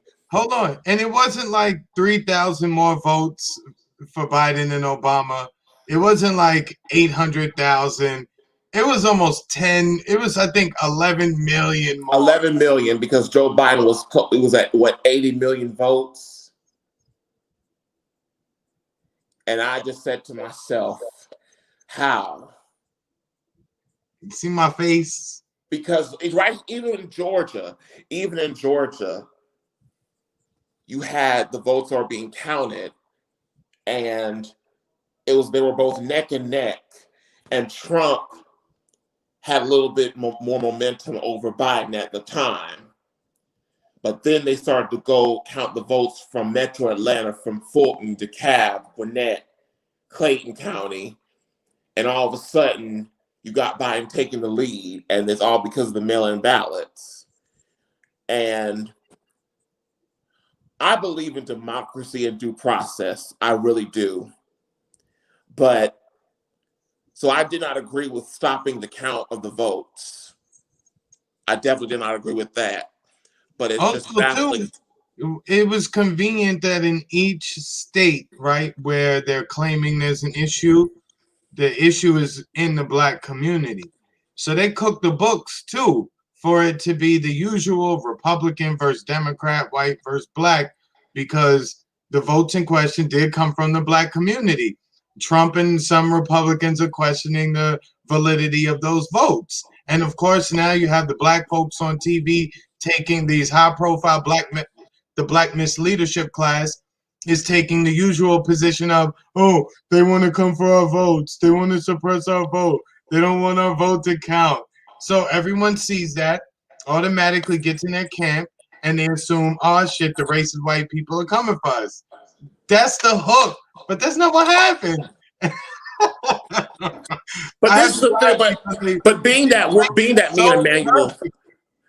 that me and Emmanuel, are from Georgia, we witnessed the governor's race, and we witnessed the election being stolen from Stacey Abrams. I did, yes. So, but isn't it funny? I'm so glad you guys brought that up with Georgia, because George Palace has been spending a lot of time in Georgia. He's filed I think a lawsuit or two in Georgia, especially around the Abrams-Kemp election. So it's funny to me, right? On one hand, you're saying we have this major voter suppression issue, right? That Kemp won because they suppressed Black votes by a lot. 2 years later, no changes in nothing. Now you're telling us a record number of voters came out of nowhere and they voted for Joe Biden. Both things cannot be true. And somehow Stacey Abrams came out the hero. And I'm just like, where were you like the 2 years the governor thing happened? I'm like, but soon as Warnock and Ossoff clinched it, they're like, Stacey Abrams is the hero. Stacey Abrams did this. And I'm just like, it's not going to matter. It won't matter. It doesn't matter that Ossoff won. It doesn't matter that Warnock won. Because like I said, Joe Biden's administration, and I'm echoing, hold on. Can anyone hear me? Okay. I just was saying that to me, it didn't matter that Ossoff or Warnock won because, as I said before, Joe Biden and his administration are going to do little or nothing. They're not going to give us radical change that I believe in. I consider myself to be a liberal that is no longer bound to the two-party system. But I just feel like it's all just to set up for the other side to come back in and regain power. Well, like I said, it all depends on. Yeah, I don't see the other side coming back. I don't see this as, it won't be as concentrated as like the Tea Party people or how that was made to look. It's not going to be a situation like 2000, what was that, 10? I don't think so, because like I said, a lot of Republicans witnessed what their own party and their members did to the president they really rock with. They did him dirty. I think a lot of them are going to remember that. Not that they'll vote, maybe they just won't vote.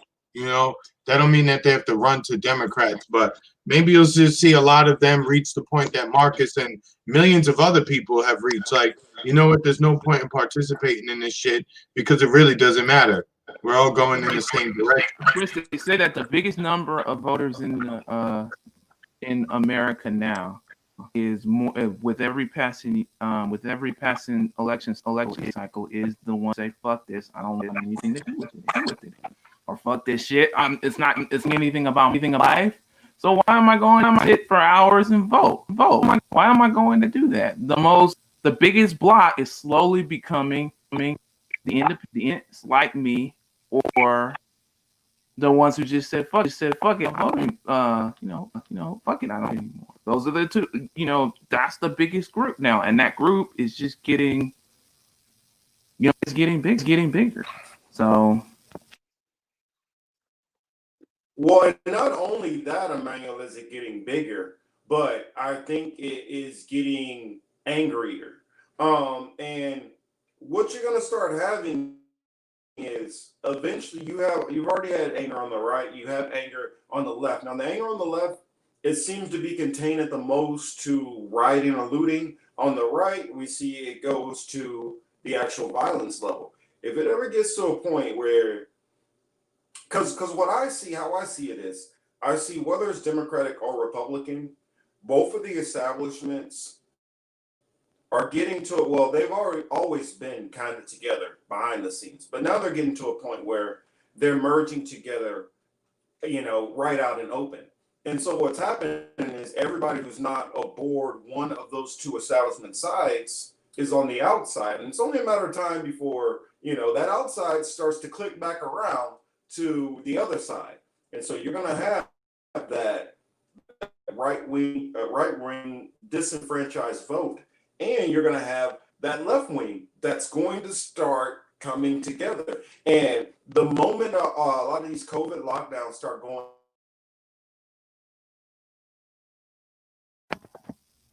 Damn, we lost him. I told you, it's been What happening. happened? It's been happening like that more and more, right? He goes far. It's weird. He gets booted out. Frederick, oh, okay, there he goes. Marcus, you look pissed, man. Sorry, I'm pissed that this signal keeps doing this to me. It's like, oh goodness gracious, I forgot what I was even saying and everything. Oh boy, what was I saying? You remember? Damn, I was busy cracking jokes. Damn, I had to stop drinking. I think I was. Oh yeah. About that, you're going to start to have the people who are outside that system are going to start to bond together also. And once these lockdowns start going away, you're literally going to have, whether it's a Democrat in office or a Republican, you're just going to have nonstop protests always in the streets, and it's going to get to a point where those protests spill over. And if you look back to what we had with the Occupy protests back in the day, because I was a part of Occupy when I was in Florida. And so I was part of Occupy Jacksonville, and we were pushing a whole lot of those things even back then. And what I see is it's kind of like, if you don't take care of an issue, it always gets worse, So like, yeah, you don't pay attention to that oil change that you need to do. Eventually your car breaks down. Well, that was kind of like oil light coming on, I feel, back then. And now it's gonna spin, because especially you take what's been going on economically with the shutdown and a lot of small businesses being shut down. Now you're forcing more and more and more numbers out there. At that time, at least we had some forms of organization. But what's going to happen is it's going to get to a point where there's not going to be any forms of organization. And when it gets to a point of revolution, being a student of history, what I've learned from revolutions is none of them are orderly. None of it goes exactly as planned. And most of the time, one incident sparks the whole chaos of that powder keg that's been sitting up there kind of trying to stay under control. But Do you guys? at what Congress is doing. Damn, we lost him again. Damn. All right, I'll ask you guys. Are you guys expecting? Are you expecting any craziness over the next 3 days in DC? Yeah, absolutely. Yeah, absolutely. I bet there's something's gonna happen or pop off. Biden will use it as more justification for more. Sorry. That's okay, Marcus. I guess I'll finish this last point real quick. I'll say, with Congress not taking care of the citizens, and then with all these things going on, I just think that it's a recipe that they're just setting up, kind of like leaving a bunch of dry rags out next to gasoline, and then leaving a match over to the side and thinking the wind's not going to blow.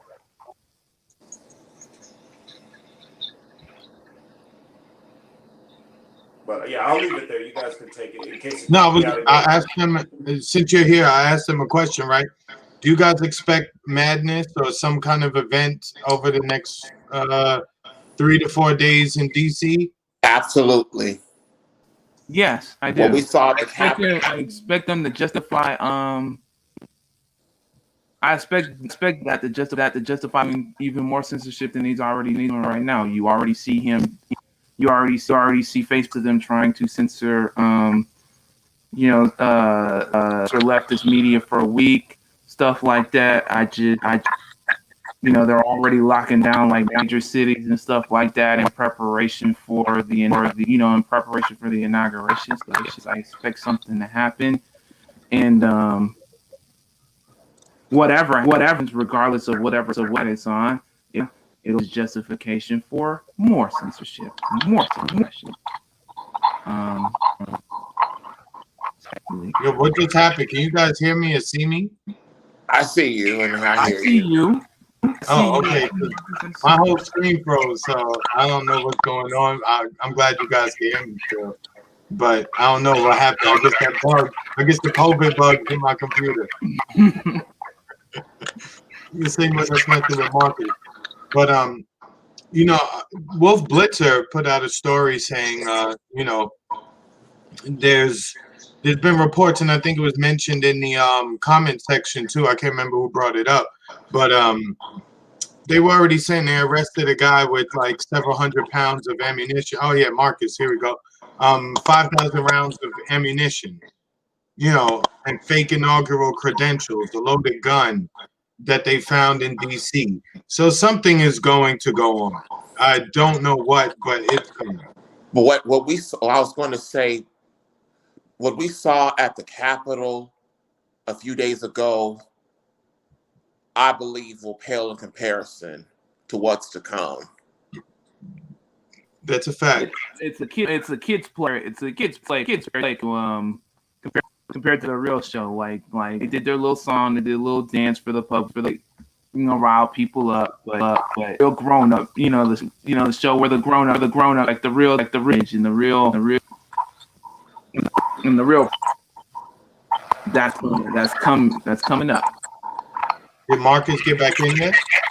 No, I haven't seen it. Yeah, something's going on his end. I just close it out. They're gonna keep having ones. Yeah, something's going on his. All right, Marcus, I don't know what though. Yeah, I don't know. I just switched to my phone. Are you guys still there? Can you hear me? Yeah. I hear you. All right. Okay, I guess I'll try to continue. Sorry. All right. Yeah, getting a little aggravated with this all these tech issues, but I will try to keep it together. I kind of got a little bit here and there what you all were saying. I don't know how much. I think we're gonna see something, of course, some kind of violence, because it just kind of there's so much chatter out there that it would be hard to not see something happen. But the severity That's where I'm a little bit like, I don't see it being much.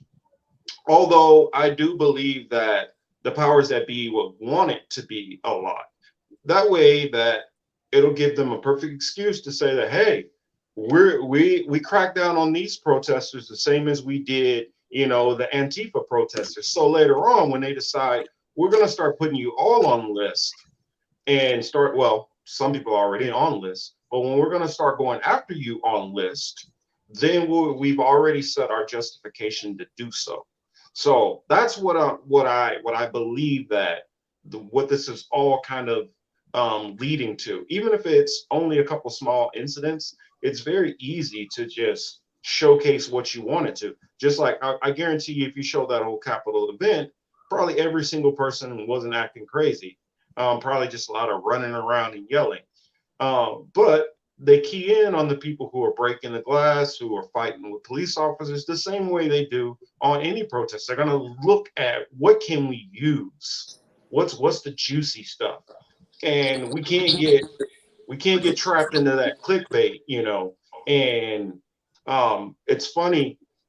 Jalen earlier was bringing up about Edward Bernays, and as you guys know, I did a little clip. Me and Chris, we were working on about Edward Bernays, and if you really look into his research and you go back into Sigmund Freud, his uncle, and you go even a little bit further from there, that's when you start understanding how a lot of society is kept up, because a lot of our media goes by the school of thought, which come from Sigmund Freud. A lot of our corporations, they did direct business with Edward Bernays. We'll bring it up again for those who are not familiar, but if you go back to the Freedom Torches, when they were trying to market cigarettes to women, that was some of the early signs which they got there.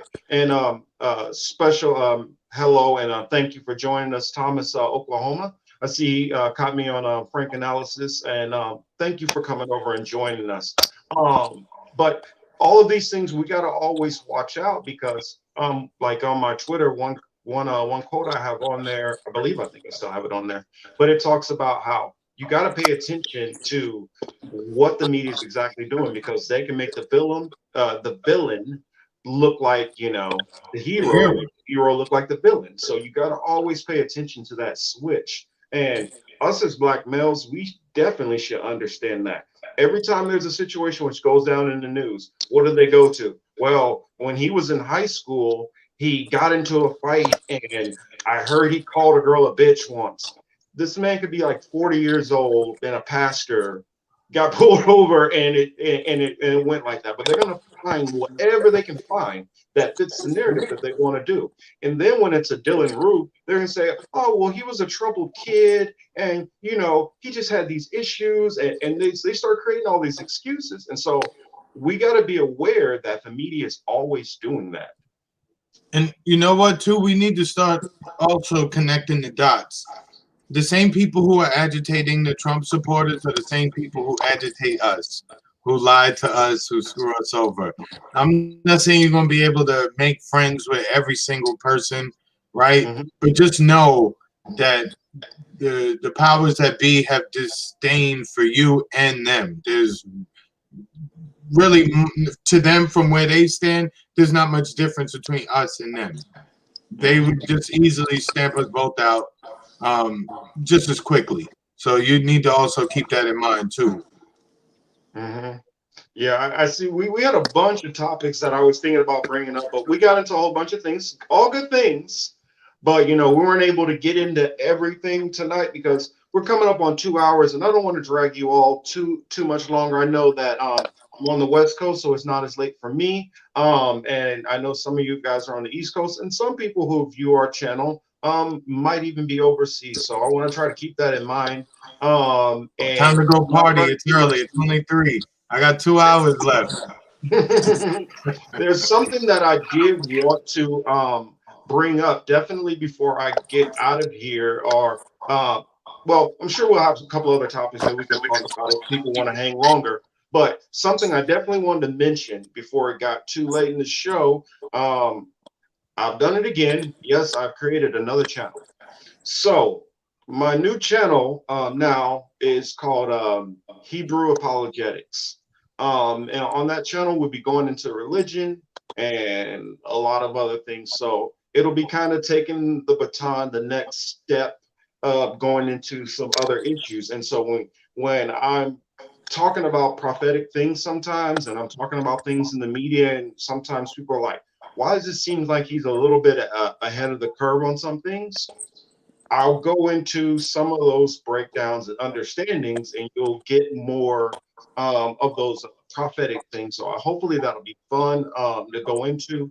And then I'm also going to be tearing down a lot of, what I call false prophets. So a lot of make sure to keep an eye out. I have one video already in mind to do on Joel Osteen, on Creflo Dollar, TD Snakes.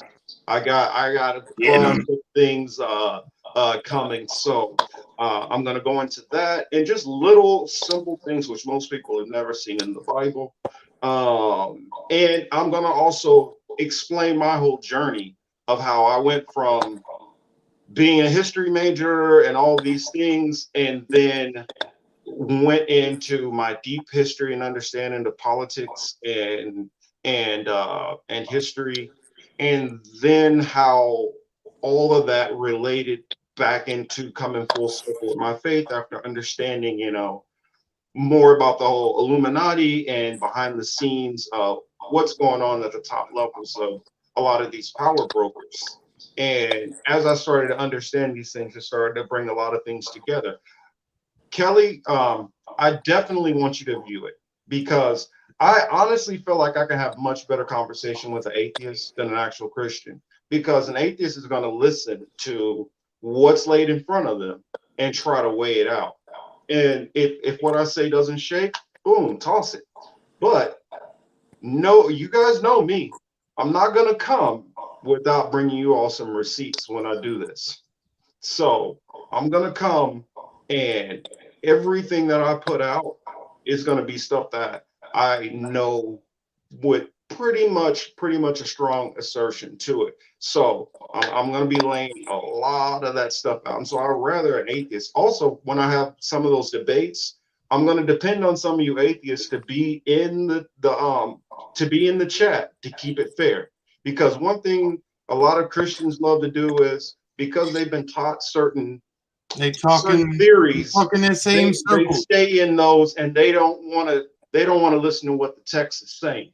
And so I challenge them on, if you say you believe the text, follow the text. We're not going to go into private interpretations or your feelings, because when it comes to it, I don't care about feelings.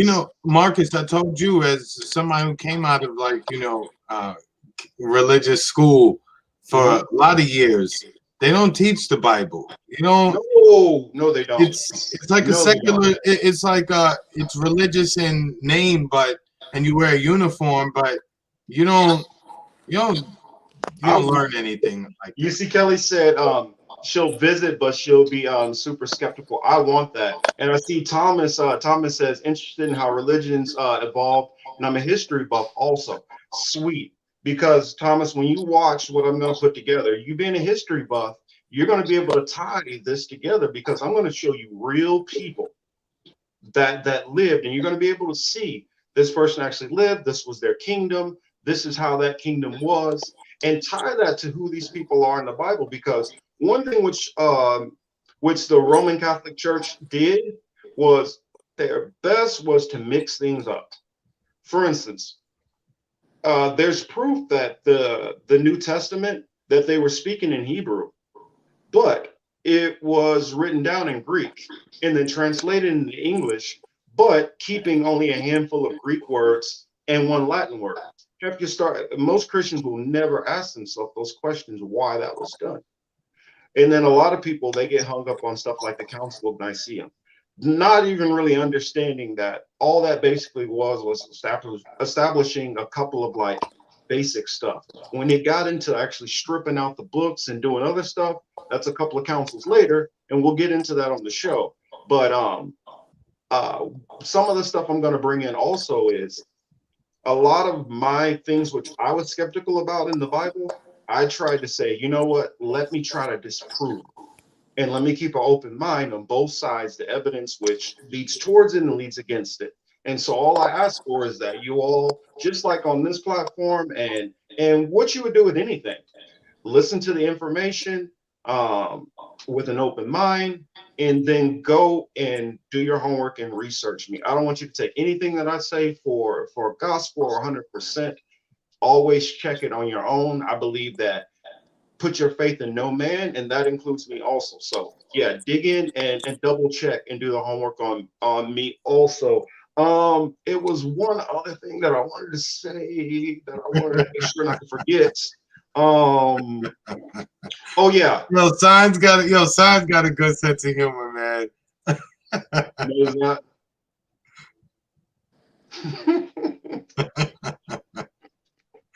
Oh yeah, it gets deep in the trenches.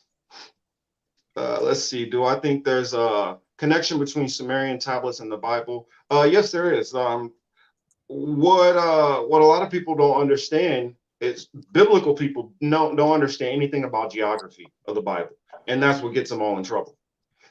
They don't understand geography of the Bible, where how when they're talking about certain things in the Bible, where that's taking place, who's talking to who's the subject matter, you know.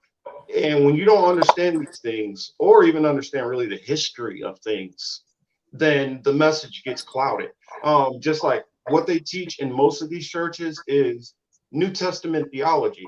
Okay, the world was created, blah, blah, blah, a certain amount of days. Okay, they went into slavery in Egypt, Exodus story, boom, let's skip to Jesus is born, Immaculate Conception, and then yeah, he's crucified, his disciples walked around, did some stuff, Jesus is loved, over. And that's what you hear from Christianity today. And you might get a couple of fun stories. You might hear about Samson. You might hear about David and Goliath, Jonathan and the well, Solomon's wives. But you're not going to understand any context in any of this stuff because most of those people have zero understanding of the Old Testament. And reading the Bible is the same thing in watching a good trilogy. You're not going to understand or really enjoy that movie unless you watch all three movies. And most of them don't watch the whole movie. And they went around telling everybody what the hell is in the movie. And so I come to debunk a lot of that with as much humility as I can try to have. Some people, I'm sorry, they're going to get the straight lion's den. Chris knows the business, how it goes. Chris will be joining, I'm sure. If not every time, I know he'll be there quite a bit of the time. And then my good friend that I had on last week with us, Jerome Chrisman, Jerome will be one of the co-hosts on that show. So please look out for it. And I will make sure to do a couple of promo videos so you guys can get familiar with some of the content. I'll release a couple of short videos. Just little teaser stuff. I was wondering, fellas, you guys had any other stories you wanted to talk about or get into, or any comments that you saw that we probably should address or answer? No. Sign says more interested in Delilah myself. Talking about Samson and Delilah and all the trickery that went on with her, that evil Jezebel, basically. That got Frederick going. Mm-hmm. Look, that guy he couldn't hold it. Yeah, man, she gonna take cut my man's hair so that his enemy could set him up, pluck his eyes out. But in the end, he still won because he said, you know what? He just prayed to the Most High. Said, just give me enough strength to kill all of these son of a bitches before I die. He gave him that strength, mustered the strength, pushed those pillars down, killed them all. So yeah, it's a fun story, and it's in a bunch of fun. Like one of my funnest stories I like. I'm just talking about like Daniel and the lion's den, and I got to remember who he was talking to. But there's a certain one of the prophets. He's like going to go prepare food for people out in the field, and like an angel just like pops up on him and like grabs the back of his head and is like, "Hey, he needs food over here. Let's go." and like transports him all the way to a land he's never been before, literally into the lion's dungeon, so that he can give old boy a hot plate of food and then bounce. I mean, so it's some interesting stuff that most people don't talk about, and so we're going to get into a lot of that stuff. And I beg you, anybody who has questions, anything that you're like, well, I heard this, is this true? I'm not going to say that I'm going to convince you on anything, but I do want to provoke your thinking, and I want you to come at me with every question you have. I guess that's it for today. Hold on one second. You got a little something, Chris? What you got, brother? No, going back to Biden, like, I just want people to realize who watch this, the Biden supporters, if any, I doubt, but he has plans on signing a bunch of executive orders come his first 100 days. There's stuff in there for the LGBTQ community. There's stuff for COVID. There's mask mandates. He may do something on student loans. He may not. I just wanted to say, when you go through all those lists, you'll see who's excluded. It's you, okay? So just keep that in mind to especially all my black folks out there who, no, we got Trump out. Good job. You got nothing for it. So I just want to, sometimes, I like poking at them too, because it's like you got to wake up sometime. Yes, Nimrod was a real person. But yeah, I mean, and I'm going to go into a whole lot of Nimrod, because most of European society was obsessed with Mesopotamia and ancient Egypt. And so a lot of their knowledge, ideas, science, mathematics, all of that stuff came from those areas. And so the occult, a lot of that comes from there. And I mean, literally, like half of our holidays have to do with Nimrod, Semiramis, Tammuz. And so we'll dig into all of those things too. You know what? Since we had Mr. Frederick Bishop here joining us, and he hung in the whole 2 hours like a soldier, he gave as well as he got on here, and he gave some very good points. I would like to give him the floor. How was it here on the Political Matrix? And would you be happy? Would you enjoy coming back? I'm definitely open to coming back, and I want to say that I did enjoy the dialogue that we shared. I will have to tell you, when Emmanuel first told me about this, I was a little intimidated, because I'm like, I've never been on a political panel before, and I heard about you, and I've done my research on you. I've seen your Twitter, so I was like, what am I stepping into? But no, I've enjoyed myself tonight or this morning. It reads worse than it is on camera. Yeah. It seems more intimidating than it really is, and I can be, because when I go with politicians, I have no cares and no love for not one single one of them. So I look at them as, you guys are technically supposed to be our employees, and you guys have been bad employees. And so I'm not going to talk to you with respect. If you're a bad employee and I'm your supervisor, I'm going to yell at you. And it's the same thing with them. And so I get how, we can be a little intimidated. And since you were new here, you were a guest, we're going to tiptoe you into the lion's den a little bit. But, don't worry. Make no mistake, you are in the lion's den. Yeah, you are. Oh shit! I just gotta laugh because I gotta stay on like level 5. And Emmanuel was new to it also, and he had only did a little bit of back and forth, and he was like, I haven't really thought about like doing a show full time. And I was like, man, you got good ideas, man. Just go on ahead, just speak, just say what's on. And my thing is, I want us to have the diverse opinions. There's some things that we're not always going to be on the same page on, but I want people to see that what they believe is, I'm trying to think what's the word. We're not a monolith. And there will be a lot of issues that we are going to overlap, but we're not a monolith. And I want people to understand that and stop treating Black men, especially, as monoliths.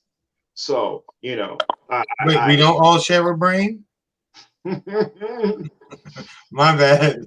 you gotta remember my thought process and some of the things which I agree with have me on certain lists already with certain people. And I'm pretty sure articles are already being written, just waiting to hit the send.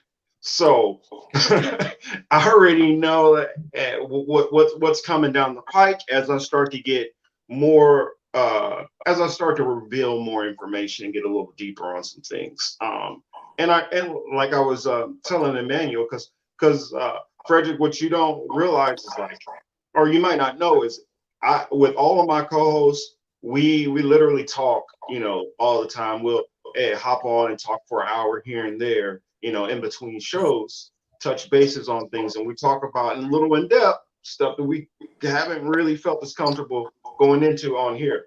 But each little step, our goal is to just a little bit more info, a little bit more info, a little bit more info. Because if we gave you guys the mountain of research and stuff that we actually sift through and go through, it might make some of you guys' heads just pop. So we're trying to, a little bit by little bit, and then some of it's just going to be hard to accept right off the bat, and some of it was hard for me to accept. That's the reason why I have so much research and evidence on it, because I had to prove those people wrong. And then once I realized I couldn't, and it was me who was proven wrong, I had to humble down and accept the information. So I do that with every single thing, no matter what it is across the board. And I hope you all do the same. This has been, oh yeah, I forgot to tell you. Oh, I forgot. Tomorrow we will be my panel for what I've been thinking. I'm not sure who's all going to be there because I've been a little slack at getting it out, and just finishing the Sabbath, so I wasn't really doing any kind of work as far as that. So hopefully I can get a hold of everybody, and we will have a panel tomorrow on my what I've been thinking platform. It will be what 3:30 p.m. Pacific, so 6:30 Eastern. Frederick, if you want to come, I invite you to come also. I know Emmanuel's a little busy here and there. Sometimes I can get in tomorrow or not. Chris, of course, you're always welcome. And anybody else who is interested in getting on one of my panels, just send me or one of the co-hosts a message. Hit us in the DM, and we'll get back with you and send you the link. This has been the Political Matrix. I'm your host, Young Morpheus, here with Chris Lawson, my good man, Mr. Blue Maverick Emmanuel, and our special guest, Mr. Frederick Bishop. You all have a great weekend. Be safe this week. Make sure to tune in and catch us tomorrow, and be safe out there. Have a good one.